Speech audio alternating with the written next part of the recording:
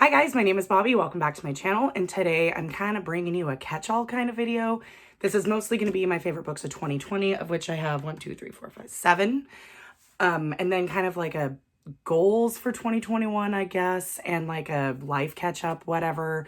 Just kind of a catch-all because it's been 3 weeks since I posted a video because December sucked worse than almost any other month this year. So here we are. So as far as like channel goes, I'm still going to be posting and stuff like that. I just don't know how regular it's going to be.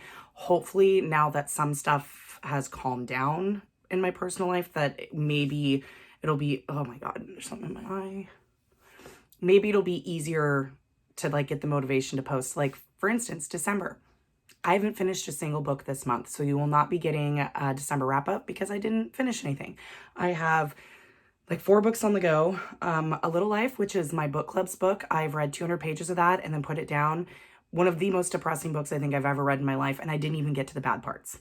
And it was just one of those ones with everything else going on. I just couldn't do it, and I couldn't motivate myself to read it because it's a very deep literary fiction where you really, yeah, there's a lot of stuff going on. So because of that, I don't know if I'm going to finish it. I have until the end of January to finish it. So we'll see how January goes since my mood's a little better now. But yeah, no. And then Fires of Vengeance, I'm like, it's the sequel to Rage of Dragons. I'm like 250, 300 pages into that one, I think. I think it's 250. That one is definitely suffering from second book syndrome. I'm still enjoying it, but it's not, and it hasn't as gripped me, and it's not as good as Rage of Dragons was. So that one I've kind of put on hold. My friend Cindy, who I was buddy reading that with, has finished the book. She said it definitely suffers from second book syndrome. You could almost skip the whole middle part, read the beginning, skip the middle, and read the end, and you wouldn't miss anything. So I'm just gonna, we'll see. I also kind of have barely started, which this is right here in the stack, Empire of Storms. Didn't get very far. I'm like 100 pages in. And other than that, the one book I'm currently reading is From Blood and Ash by Jennifer L. Armentrout. I am halfway through that. Might be able to finish it today. If I finish it today, which is the last day of 2020, then I will have finished 50 books this year, which is the lowest I've ever read in about 5 years, I think. Yeah, it's about the lowest I've read in about 5 years, which is really upsetting to me and really disappointing because I always set my goal to 52. So that's a book a week. That's pretty easy. And when there was no COVID, my life is pretty busy. I have 2 kids. I work full-time job. My husband works full-time job. My daughter plays 3 sports. So we're always going and running around all over the countryside most of the year, plus school events and all that stuff. So we're always busy. And I manage to read usually around 70 to 75 books a year. And I don't have a problem doing it. Read 5 to 6 books a month. No problem. Then we get to 2020 where nothing's happening. My daughter hasn't played a sport in a year. The last, the Facebook memory that came up from the last game she played, which was a basketball tournament in December of 2019. She officially has not played a sport in a year. And so I should have plenty of time to read, correct? Not really. I'm an essential worker, so I worked all the way through the pandemic, and I'm still working through the pandemic. My husband he was laid off for 4 months at first, or 3 months at first, and then he's now currently not working again because another shutdown. So he's been home, which makes my filming odd. He's home right now, and it's weird. I still don't feel comfortable filming while he's in the house, which is stupid because he supports my hobby, and it's dumb. He bought me the ring light I'm using. Like, I mean, it's just a me thing. But it's been hard because with everybody being at home, the kids have to be schooled at home. Thankfully, they're going back in January. It just makes it hard. And with my working schedule and then all the stuff going on with my dad, I've lost most of 2020. I've lost my desire to read or do anything that brings me joy. And that was a big, huge struggle for me is, reading is something I find fun. I find it relaxing. I it's a hobby. I don't like feeling forced to read. So, I was depressed. I mean, it's plain and simple. I've been depressed most of 2020, and I'm sure a lot of other people have as well. I know I'm not alone. And with all the stuff with my dad, I had the depression plus anxiety on top of it, and that just made it worse. When I would get home, I couldn't relax. And about the only thing that would make me feel semi-chill was binge watching TV. So I would watch TV, do color by numbers on my tablet, and just zone out. I couldn't even and I don't even like audiobooks very much, but I couldn't really listen to that because you have to pay attention. I didn't want to pick up anything physical. And towards the end of the year, it really ended up being anything that I would read would be on my tablet or Kindle app on my tablet. And that was about the only thing, any way I could get anything read. And I think in the past couple of months, because I started out the year really good and I did a majority of my reading in the first chunk of the year. And then everything's just really dropped off. And I'm really sorry because, you know, that makes me lack for content because I can't make content when I'm not reading anything. Like I don't have anything to talk about. So today, that's why I was like, all right, well, here's my little update. We will talk about my favorite books of 2020, which it was sad going through the books I've read because when you've only read 49 books and you're used to reading at least 30 plus more than that, I don't have enough to make books like a least favorite or worst books because I'm a DNFer and I didn't really even DNF anything this year. So I don't really have anything to say. I mean, I guess I could do most disappointing, but even then I don't have many that were most disappointing. So you're going to get my best of. I think there was only 1 year I only did worst books and because I actually had enough to do it, but I don't even think last year I did a worst books because since I DNF, when I'm not enjoying something, I can't really, and I don't feel it's fair to make a worst of books where I'm talking about a book and it'd just be like why I DNF'd it. It wouldn't be oh, this book is terrible because I don't push myself to finish books I'm not enjoying, if that makes sense. So as far as goals go for 2021, I'm not usually a goal setter. I don't like putting limits on myself like that. I don't know how like Becca does it, like with her Bookopoly every month and like that much restriction. My mind immediately goes, well, I don't want to do that. I'm going to rebel. So I'm going to just either not read at all or read what I want. So I don't know how she does it, but I tried that for a month and I'm just like, no. So as far as goals go, I am not posting a TBR for January only because I'm going to let myself mood read. I'm coming out of one of the longest slumps I've ever had in my entire life and the lowest reading amount I've had in like 5 to 6 years. So I'm just going to let myself mood read and see how I feel. I figure if I pick up books that I want to and I don't like set something and force myself to, it'll be a lot easier. So January, I'm going to let myself mood read. Might try to vlog here and there if I really get into a good reading groove and everything kind of starts to feel back to normal. I think I've started to realize that when I'm really busy and everything in my life is busy and like normal busy, like with just my husband and my kids, I have more motivation to read and motivation to do other things because I'm in my routine and that's what I thrive off of. This being stagnant for a whole fucking year, I'm out of my routine and I don't like it. So that didn't help the depression. So 2021, hopefully, I don't want to jinx it, but hopefully we'll be on a more of an upswing and I will be reading more, hopefully. As I read, then of course I will try to provide as much content as possible. Again, my creative juices are about gone because when you're depressed, like you don't really feel the need to be creative. And when you're not reading, it's hard to create something for a channel about books when you're not actually reading. So on my Kindle, I do have From Blood and Ash. I'm going to try to finish that today. Probably won't happen. I think I'm about halfway done. So I have about 250 pages left because the Kindle says that it's only like 440 and all the hard copies are like 600 and something. So, but it says I'm halfway done. So we'll see how it goes. But I was going to try to read last night and I fell asleep. And so we'll see if I can get some reading done today. If not, then I'll just carry into 2021 at this point. 2020's a wash. It's done. And so I don't really have to care anymore. I don't work for the Seattle Seahawks. I'm just like completely on brand. This was a Christmas present for my mother-in-law. It has my water in it. Very, very Seahawked out. Oh, and there's my 12 tattoo. I've got my water bottle, my husband's hoodie. As far as other goals go, I think I'm going to try really hard. Of course, Vicky and I are keeping our book club going. We have all of our picks picked for 2021. So the Goodreads group is always linked in the description below. I need to get a hold of Vicky actually because we should be announcing in the Goodreads group tomorrow or the next day, January 1st or 2nd, what the book pick for February is going to be. I'll give you a little hint. It's a horror novel. So we'll see. That'll be posting here in the next couple of days. Need to get a hold of her because it's my turn to post. So I feel really guilty when it comes to my book club because I have only finished one of the 3 that we've read so far. I DNF'd North and South. I finished The Hunger and A Little Life I have yet to finish. And A Little Life is the one I was really, really excited about. And here we are.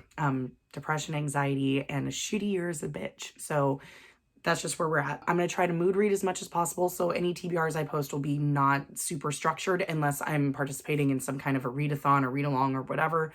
We'll see.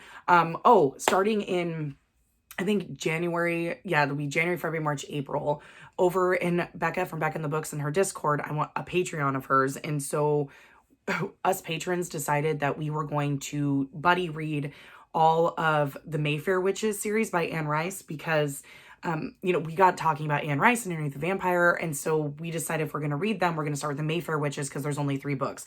Only thing is, book 1, The Witching Hour, is over 1,000 pages in every format. So we're going to read that in January, February, and then March we'll read Lasher, and then Taltos will be in April or March. No, April. So I'll be doing that. So The Witching Hour, I'm going to start reading hopefully in January.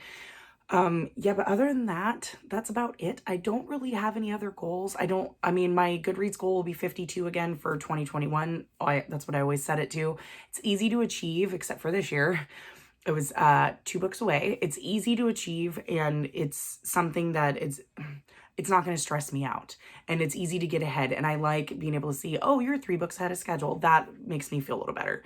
So I guess other than that, I think that's it. Let's get into my favorite books of 2020. I apologize if the angle changed. My ring light decided just to turn itself off. It obviously got too hot or something, and it had only been 10 minutes. So let's get into my favorite books of 2020. So we're just going to go in the list of the stack. These are in no particular order. I guess we'll start with the only ebook, or the only books I read by ebook, and that's the Rhapsodic by Laura Thalassa, the Bargainer series by Laura Thalassa. I read all 4 books this year. Rhapsodic, A Strange Hymn, The Emperor of the Evening Stars, and I can't remember the last one. But I've read all 4 this year, 3 books and a novella. I then started reading a whole bunch of other Laura Thalassa. I read her 4 Horsemen of the Apocalypse series, still waiting on book 4. I absolutely love this series. It's a fantasy romance series that's like fae. I've talked about it a lot already on my channel, but thank you to Becca for, forcing me to read that. She didn't force me to read it. She just suggested it, and I got sucked in, and I finished the series very quickly. Bitch hasn't even she's read books 1 and 2, and she's like super behind, and she needs to finish it.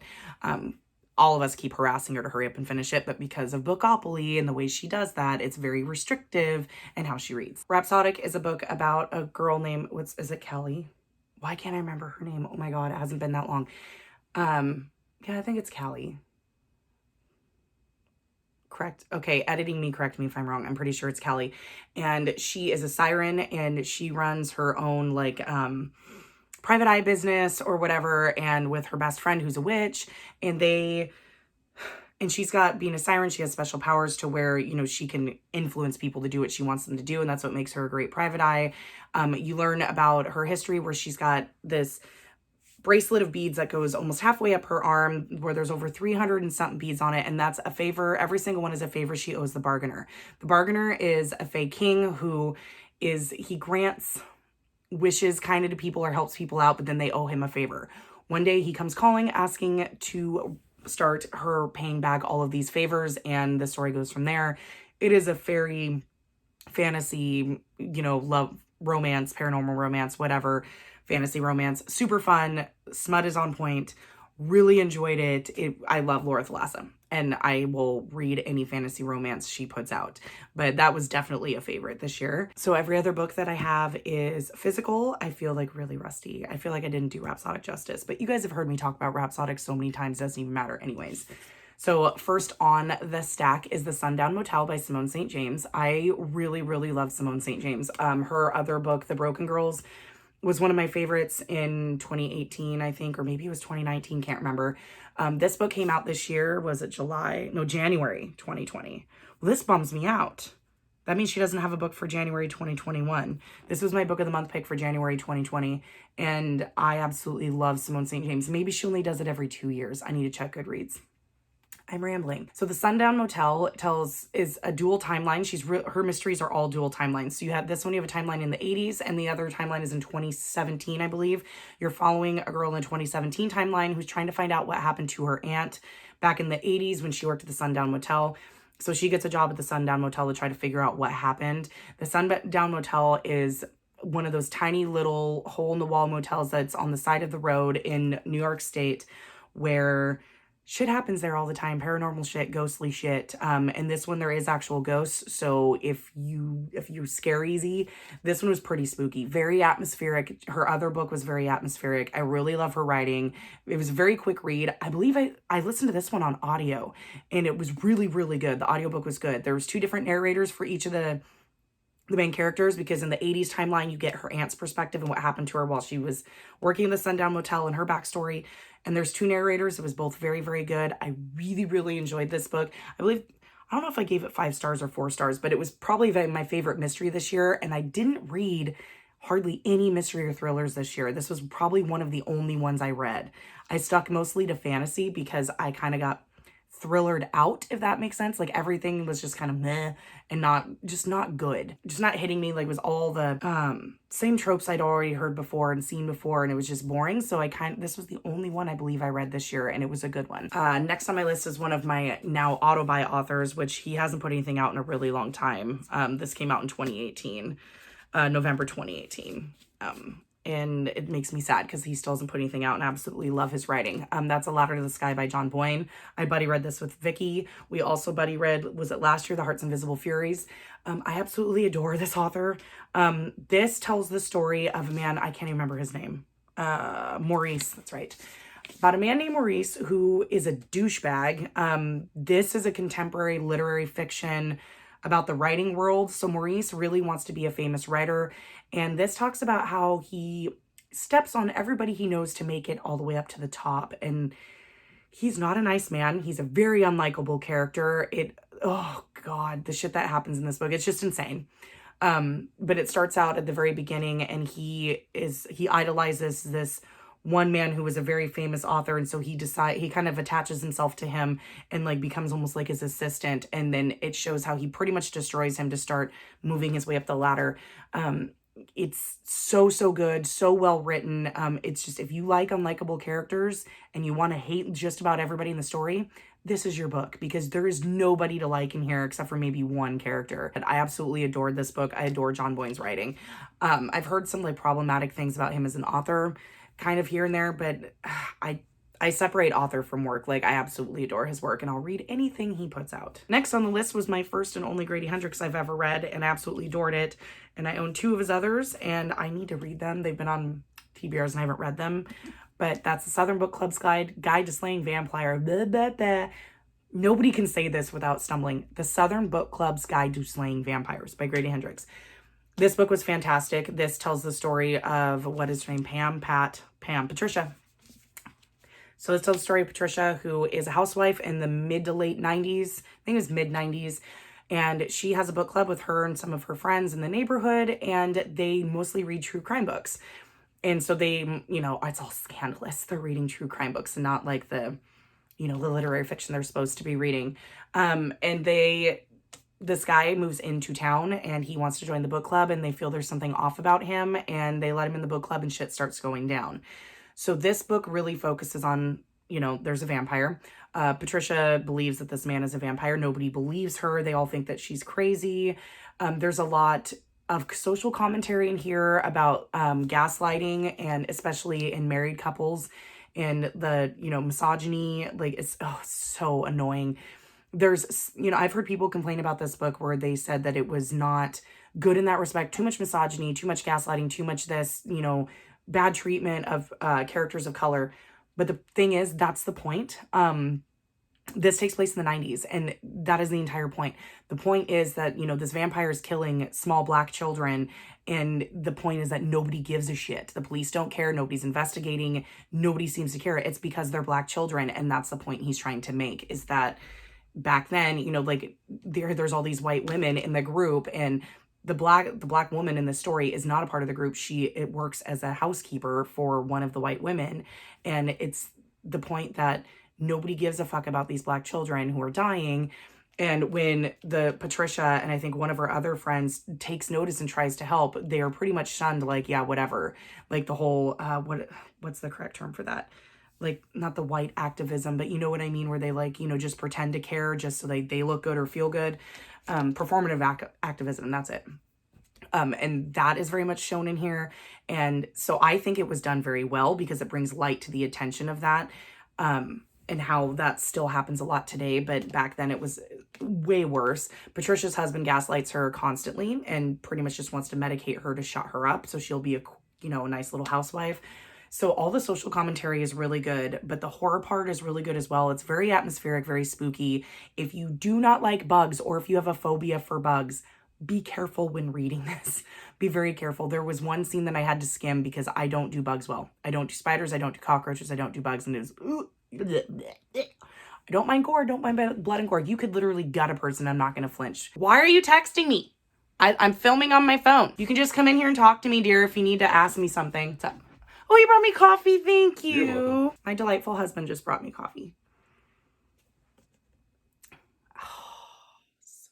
I film on my phone and he texted me and I was like, dude, just come in here. So back to this. This was absolutely fantastic. I gave it 5 stars. I really enjoy Grady Hendrix. He's got another book coming out. Is it next year or is it 2022? I can't remember. I already have it on my Goodreads as a want to read. It doesn't have a cover yet. It has a title. This was fantastic. 5 stars. I highly recommend it if you love horror and if you want some 90s nostalgia. It was just fantastic. 3 more to go. Next, I've talked about this one ad nauseum too, and that's Rage of Dragons by Evan Winter. This book is so fucking good. I'm struggling with the sequel, but this is a high fantasy that's, I mean, it does have dragons in it, but this is a super, super revenge fantasy. So this tells the story of Tau. Tau, it lives in a world where there's a very distinct caste system or caste system. The caste system is kind of confusing, but they have it in the book so you can see it. You have pretty much, you got the higher up people up here, the nobles, and then you have the lessers. I mean, you're either in a divided class in the lessers or you're in the nobles. You're one of the two. Tau is a lesser. He's not like a bottom, but he's damn near close. Something happens to him where he decides he wants revenge on the people who've done it to him. So he spends the entire book trying to make himself the best soldier humanly possible so he can exact his revenge. And I've heard complaints about this book because of that, because the revenge aspect in Tau is so like revenge. Well, I agree with that, and it gets annoying sometimes when that's all he talks about. I love the world so much, and I love the friendship and bonds he makes with his fellow soldiers that he meets. Sorry, cat issues. So the friendships that Tau makes with his scale mates. So they have scales. So he goes to like this. How do I describe this? He goes and fights in this kind of like a gladiator style, like mock battle. Then he gets placed in a scale so that he will learn and be in the army, because I mean, pretty much if you're a male in this society, you have to fight. He goes and he joins the scale, and while he's there, he trains, and they, you know, he's one of those people that doesn't immediately become good right off the bat. He has to train very hard to get good, and he spends like all this time like in the middle of the night instead of sleeping. He gets up before everybody else. Like he does all these things to train. So it makes him better. And so when he is better than most people, it's because he's worked really hard at it. It's not just him just being magically good. So I really, really love the friendships in this story, especially between, there's a group of like 4 of them. And it's really, really awesome how he kind of creates like the found family. You get the found family trope in here. There are dragons in this world. Dragons are used as weapons. The Omehi is the name of the people, Tau's people, and they're constantly fighting against the tribe or of people who lived on the island or the land where they were when they first got there hundreds of years ago. So this year's been going on for hundreds and hundreds of years, and it's just, you get a lot of the classism and with the different case and all that stuff. Every character in here is a person of color. This is written by a Black author. Everybody's a person of color. So the entire story is all people of color. And Evan Winter had said that he wrote this story because his son loved fantasy and could never find a fantasy story that he could see himself in, or that, you know, the main character looked like him. So he wrote one, and it's fucking fantastic. It was hard to believe this was a debut. This one's very, very, very action-packed. It's boom, boom, boom, boom. Very easy to get through. Absolutely enjoyed it. Like, if you have not read Rage of Dragons, read it. I know it's not for everybody. There are people who have not liked it, and most of it is because of the revenge part, that Tau is way too focused on his revenge instead of other kind of plot growing. In book 2, he's still on his revenge, but there's way more world building and plot building. And I thought the world building in this was great. You get a really good understanding of the world, how it's structured, how everything works, and it's very political in some points. There are really good fight scenes and how they fight, and it's just, the women in this world. There's not very much in this one, especially. We get more in book 2, but the ruler is always a queen, so it's a queendom, and most of the other women, like, if they're the only ones that can hold magic, so they're the ones that they're like special. They kind of become priestesses in a way. Anyway, I'm totally butchering this. I'm so rusty. I'm totally butchering this, but read Rage of Dragons if you haven't yet. Oh, this one's a behemoth, and I'm gonna only talk briefly on this because I have an entire huge vlog on this. And that is A Court of Mist and Fury by Sarah J. Maas. I read the entire ACOTAR trilogy in July. I have a whole vlog on it where I pretty much curse Becca the entire time and call her names. Trust me, I love Becca. She's one of my friends. It's all good. It's just, I had struggled to read Sarah J. Maas for so long, and she told me to start with ACOTAR, and I did, and I fell in love. This is my favorite in the series. It's book 2, which usually book 2 is not that good. It's a thick bitch. But most people who like ACOTAR or like Sarah J. Maas will tell you that, of course, A Court of Mist and Fury is the best one out of the originals. And I wholly agree. This is where shit kind of comes together when the romance part of it. Rhysand is everything. This I can't really talk about it because it's a fucking sequel. But if you want to watch my spoiler-filled vlog, it was posted back in July. Becca's in the thumbnail because, yeah, she encouraged me to read these, and I spent the whole month of July. No, I read this an entire week. I read all 3 in about a week and a couple of days. I was on vacation. I binge read the entire trilogy. So there in point tells you that I have the ability to read, and when I'm really into something, I will buckle down and fucking do it. So it's just the depression, and it just makes me so sad because I was so happy that month, and I read pretty much all Sarah J. Maas that month, and I had read so much, and I was so happy and excited, and then for everything to kind of fall and go downhill again, it just, anyways. But yes, Court of Mist and Fury was my favorite. It's my favorite Sarah J. Maas book so far. I have read the first 4 or 5 because I'm on Empire of Storms and the Throne of Glass, so after that I only have 2 more. Yeah, 2 more after that one. So I have 3 more in the Throne of Glass to read. And then I have not read, of course, A Court of Frost and Starlight, which I don't know if I'm gonna. I hear you don't really have to. And then A Court of Silver and Flames or whatever comes out in January, February, whatever it's coming out. It's the 4th book in this, but I don't really, or I guess 5th if you count the novella. Though I don't really think it's considered part of this. I think this is its own, and it's going to be a start of a new trilogy. It's going to be the Nessa Cassian trilogy, so I'm really excited. I feel like I'm too old to be gushing over Sarah J. Maas, but here we are. And last but not least I think this one was my most recent read, and I don't remember when I read it, September, something like that, but I absolutely fucking adored it. It was my last 5-star of the year, and that's Year of the Witching by Alexis Henderson. This book is fucking fantastic. Is it YA? For some reason, I keep thinking it's been coded as YA, but I don't see it as YA. I see it more as an adult, but I could see where it could be YA. This tells the story of Emmanuel, who lives in a very, very patriarchal, oppressed society where there's a prophet. It's very religious. The prophet has multiple wives. It's, the women have to act a certain way and do a certain way. And it's a really dark, atmospheric, icky kind of world. Very reminds me a little bit of the Salem Witch Trials era-ish, because they're kind of olden time, and how like 1800s and how they live, how they dress, how they act. It's very much, it feels historical. And they live in this tiny town of Bethel, and the society is just really odd how it's worked. And there is these 3 witches who live out in the woods who were killed years ago, but their spirits are still there, and they kind of call to Emmanuel, and shit just kind of goes from there.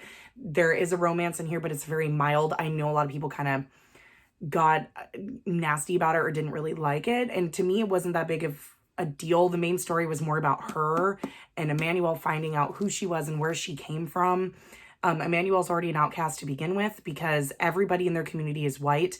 All of the Black people they're like outcasts, and they, the gods have rejected him, and they live over here. This has great social commentary on segregation. Her mom fell in love with a Black man, had her. They were both killed for it.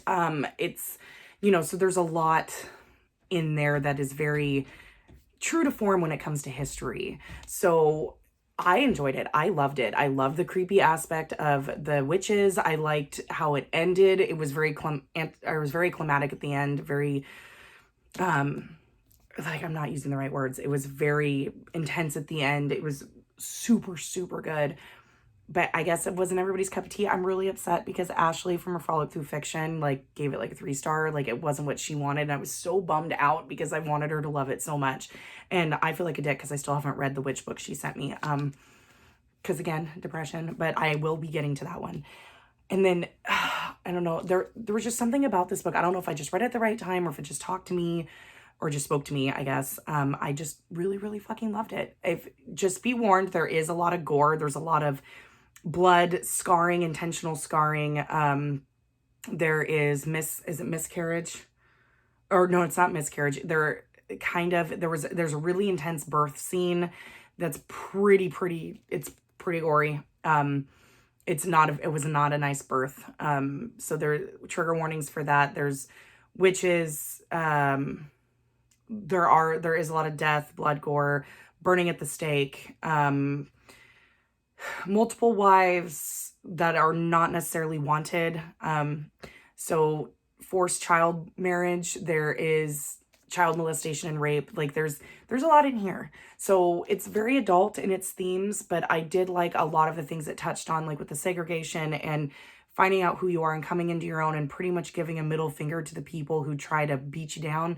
I know, I fucking love this. It was probably, out of all of them, this one and Rage of Dragons are probably my favorites of the year. Okay, that's it. I think I'm gonna wrap this up. This video is already gonna be long enough as it is. Those are my 7 favorite books of 2020. Again, I apologize. I haven't posted anything in 3 weeks. It's been a rough month. It's been a rough year. I'm gonna try to get better in 2021 and get back to where I was before because I miss posting. I miss reading.